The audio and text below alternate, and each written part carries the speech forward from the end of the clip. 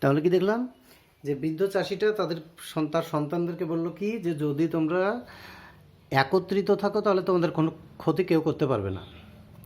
এরপর কি করলো? দ্য থ্রি ব্রাদার্স শুক hands, embraced one another and promise not to quarrel again. এই তিনজন ভাই এবার কি করলো যে তারা একসঙ্গে হ্যান্ডশেক করে নিল, যে হাতে হাত মিলিয়ে নিল, এক কথায় করমর্দন করে নিল।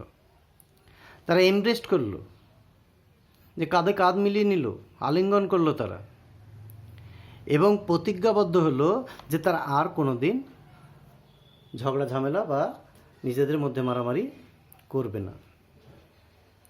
তাহলে এই গল্পের শেষে আমরা একটা নীতি কথা শিখলাম। সেই নীতি কথাটাকে আমরা কি বলি? মোরাল। কারণ আমি প্রথমেই বলেছিলাম যে গল্পের মূল উদ্দেশ্য হচ্ছে আনন্দ দেওয়া এবং আনন্দ দেওয়ার মধ্যে দিয়ে কিছু শিক্ষাদান করা। তাহলে এই গল্পের মধ্যে আমরা কি শিখলাম? যে ইউনিটি ইজ স্ট্রেংথ, যে একতায় বল।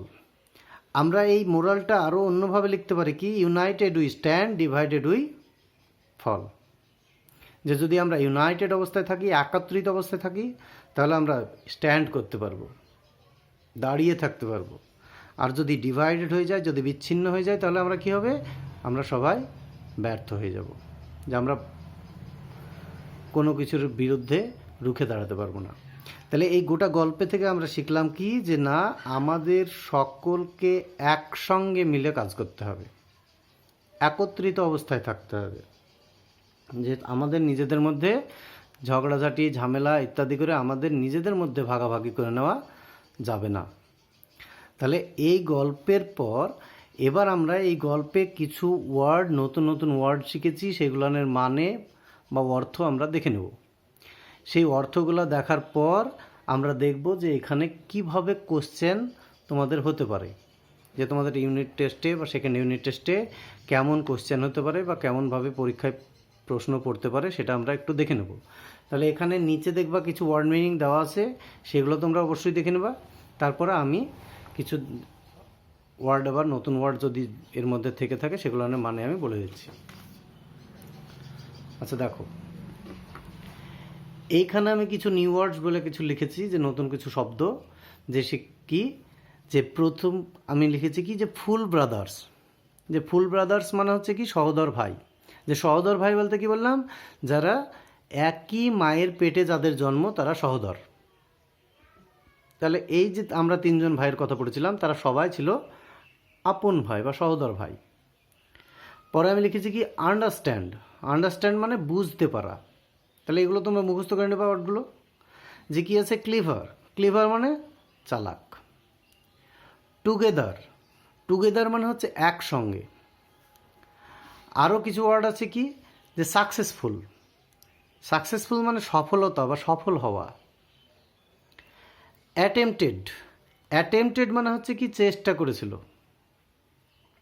যেহেতু একটা ভার্ব, এটা পাস্ট টেন্সে আছে, সেই জন্য আমি এটাকেও করেছিল এই কথাটা যোগ করে দিয়েছি। একই রকমভাবে দেখো ইউনাইটেড, না আনটাইড। আনটাইড মানে কি? যে বাঁধন খুলে দিয়েছিল। Possible way. পসিবল ওয়ে মানে হচ্ছে সম্ভাব্য উপায় বা পথ। স্টিক মানে লাঠি, আগেই বললাম পড়তে পড়তে যে লাঠি বা কাঠি। রিমেন মানে থাকা। নতুন আর একটা ওয়ার্ড এখানে দেখেছো, সেটা হচ্ছে ভেন, মানে ব্যর্থ হয়ে যাওয়া। এটা কি আছে? ওয়াইজ। ওয়াইজ মানে হচ্ছে কি? জ্ঞানী বা বিজ্ঞ, যাকে আমরা বলি পণ্ডিত। আর শেষে একটা ওয়ার্ড লিখেছি, সেটা হচ্ছে হার্ম। হার্ম মানে ক্ষতি করে দেওয়া বা ক্ষতি। তাহলে এই রকম কিছু নতুন ওয়ার্ড আমরা এই গল্পের মধ্যে শিখব। তাহলে এই যে ওয়ার্ডগুলো আছে, সেগুলো তোমরা মানেগুলো দেখে নেবা বা মুখস্থ করে নেবা। এরপর আমি দেখব যে এখানকার কোশ্চেন কেমন হতে পারে। আচ্ছা, তাহলে এখানে দেখো যে তোমাদের কোশ্চেন যে এখানে হতে পারে, সেটা হচ্ছে কি? যে বলা আছে কি? যে অ্যান্সার দ্য ফলোয়িং কোশ্চেন্স। যে অ্যান্সার দ্য ফলোয়িং কোশ্চেন্স বলে কি? যে কিছু শব্দের কিছু প্রশ্ন এখানে দেওয়া থাকবে, সেই প্রশ্নের উত্তর তোমাদেরকে লিখতে হবে। উত্তরগুলো আমরা চেষ্টা করব নিজের ভাষায় লেখা, যদি না পারি তাহলে আমরা ওখানে যে টেক্সটটা তুলে দেওয়া থাকবে, যে প্যাসেজটা তুলে দেওয়া থাকবে, সেই প্যাসেজ থেকে দেখে দেখে আমরা উত্তরটা লিখতে পারি। এবং এইখানে তোমরা জেনে রাখবে যে প্রত্যেকটা কোশ্চেনের জন্য 2 করে মার্ক দেওয়া থাকবে, প্রত্যেকটা কোশ্চেনের জন্য। যে হয়তো 3টে কোশ্চেন দেওয়া থাকবে 6 মার্ক, আর সেই কোশ্চেনের উত্তরগুলো আমরা এবার কিভাবে লিখব সেটা আমরা এখানে দেখব। যে প্রথম আমি কিছু স্যাম্পল কোশ্চেন দিয়েছি, তোমরা যে টেক্সটটা আছে সেই টেক্সটের নিচেও তোমরা কিছু দেখতে পাবে যে কোশ্চেন দেওয়া আছে, সেগুলোও করবে।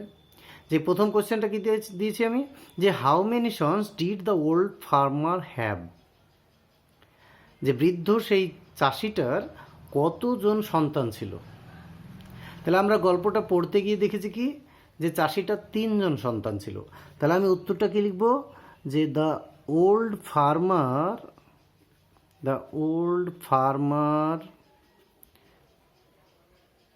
had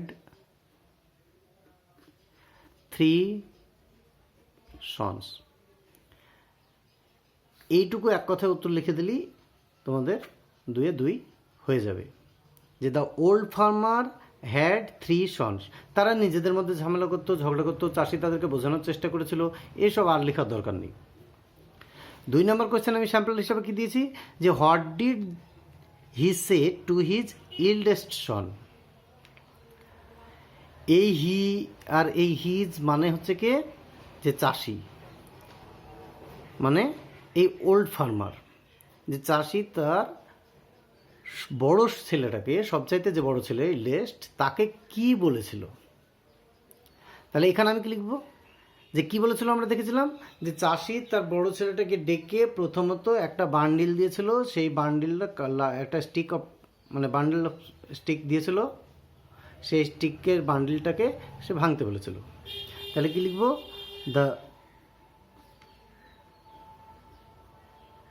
ওল্ড ম্যান বা দ্য ওল্ড ফার্মার। কেউ যদি ওল্ড ম্যান বা ওল্ড ফার্মার না লিখো তাহলে তোমরা এখানে লিখবা হি কি সেড টু হিজ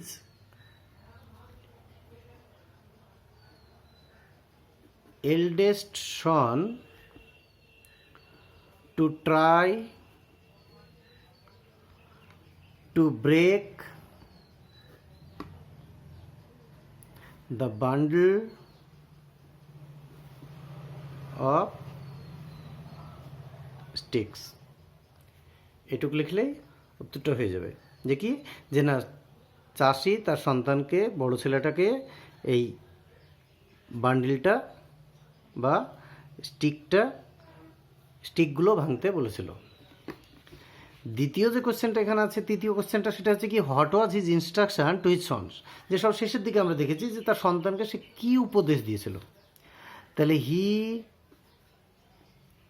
ইনস্ট্রাক্টেড, যে উপদেশ দিয়েছিল, যে ইনস্ট্রাক্টেড হিজ সন্স, কি উপদেশ দিয়েছিল, টু রিমেন ইউনাইটেড, যে তাদেরকে একত্রিতভাবে থাকার কথা বলেছিল। তাহলে এরকমভাবে কিছু কোশ্চেন পড়বে। আর যেগুলো পড়তে পারে সেটা হচ্ছে কি, যে write T for true and F for false statement. যে ট্রু ফলস যেটাকে আমরা বলে জানি, যে সত্য বক্তব্য হলে তার পাশে টি লিখব, মিথ্যা হলে এফ লিখব। যে কি, the old farmer had 4 sons, যেটা মিথ্যা কথা, কারণ আমরা জানি যে তার 4টে সন্তান ছিল না, তার 3টে সন্তান ছিল। যে যদি বলে দেওয়া থাকে সাপোর্টিং স্টেটমেন্ট দিতে, তবে দিবে, না হলে দেওয়ার দরকার নাই। The 3 brothers at last understood the strength of unity. এটা সত্য কথা, যে তারা যে একতার যে শক্তি বা বল, সেটা তারা শেষ অবধি বুঝতে পেরেছিল, মানে চাষি তাদেরকে বোঝাতে সক্ষম হয়েছিল। তাহলে এইভাবেই তোমাদের কোশ্চেন পড়বে। আর এরপরে তোমরা আরও প্র্যাকটিস করবে এখান থেকে। যদি কোনো সমস্যা হয় তাহলে অবশ্যই আমরা স্কুল খোলার পর সেগুলো অবশ্যই বলে দেবো, আর যদি কমেন্ট করো আমরা অবশ্যই সে উত্তর দেওয়ার চেষ্টা করব। তাহলে সবাই ভালো থাকবে, ঘরে থাকবে এবং অবশ্যই পড়াশোনা করবে। এই বলে আজকের মতো আমি এই টপিকটা শেষ করছি। পরে আবার একটা টপিক নিয়ে আমরা আলোচনা করব। ধন্যবাদ।